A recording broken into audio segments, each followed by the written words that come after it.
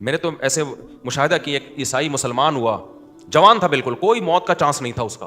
کمال کی بات ہے، ادھر اسلام قبول کیا، ہماری مسجد میں مسلمان ہوا تھا جب ہم پہلے رہا کرتے تھے.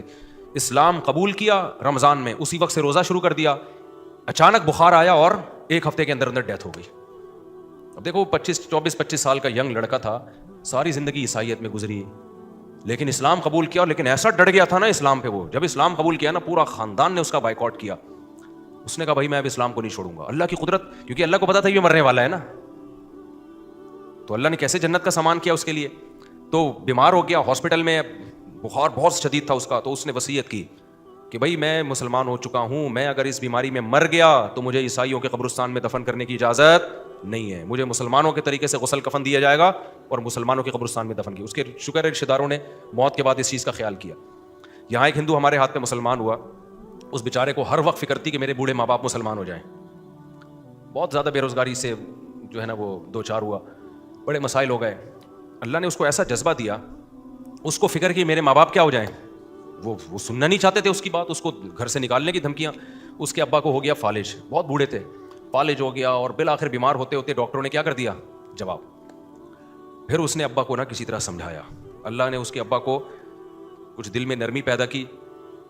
مجھ سے تو یہ واقعی نہیں سنایا جا رہا بھائی، شادیوں کی بات ہی ٹھیک ہے یار، کیوں ٹینشن لے آدمی. تو وہ کیا ہوا، تھوڑا سا نارمل کنڈیشن میں آ جاؤں نا. تو وہ اپنے ابا کو لے آیا یہیں. تو مجھے کہنے لگا کہ میں ان کو بڑی محنت سے لے کر آؤں کیونکہ اب ان کا آخری ٹائم چل رہا ہے، آج نہیں کل نہیں پرسوں نہیں کسی بھی وقت. ڈاکٹروں نے وہ حالت بھی دیکھنے سے لگ رہا تھا. تو اللہ کا فضل ہوا، اس بوڑھے باپ نے اس وقت کلمہ پڑھا، اسلام قبول کیا. اور میں نے بار بار پوچھا، میں نے کہا بھائی اپنی مرضی سے اسلام، انہوں نے کہا اپنی مرضی سے. صحیح طرح بولا نہیں جا رہا تھا فالج کی وجہ سے. اور بالآخر انتقال ہو گیا. تھوڑے دن اطلاع آئی کہ بھائی 2-4 دن بعد انتقال ہو گیا. تو مجھے وہ حدیث یاد آئی کہ ایک بالش انسان جہنم کے قریب پہنچ جاتا ہے، کہ ابھی مرا اور گیا آگ میں. کیسی اللہ کی رحمت کے پلٹ کے کہاں چلا گیا. اور اس کے بیٹے کا کتنا بڑا احسان ہے اپنے باپ پر، کتنا بڑا احسان ہے یا نہیں ہے. اور یہ بیٹے کے بھی مخلص ہونے کی دلیل ہے. جو اخلاص سے اسلام لاتا ہے نا، سب سے پہلے فکر اس کو کس کی ہوتی ہے؟ اپنے ماں باپ کی. صحابہ میں بھی ایسا ہی ہے. حضرت ابو بکر اپنے والد کو تبلیغ کرتے رہے اسلام لے آئے، وہ نہیں لاتے تھے اسلام. کتنی فکر ہوگی حضرت ابو بکر کو.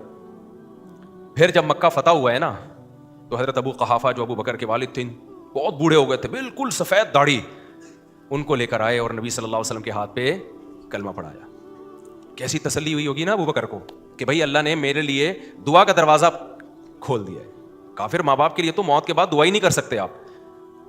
تو نبی صلی اللہ علیہ وسلم جب ان کی سفید چمکتی ہوئی داڑھی دیکھی نا، تو حضرت ابو بکر سے فرمایا اس کو رنگین کرو، ٹھیک ہے نا، اس داڑھی کو کیا کرو.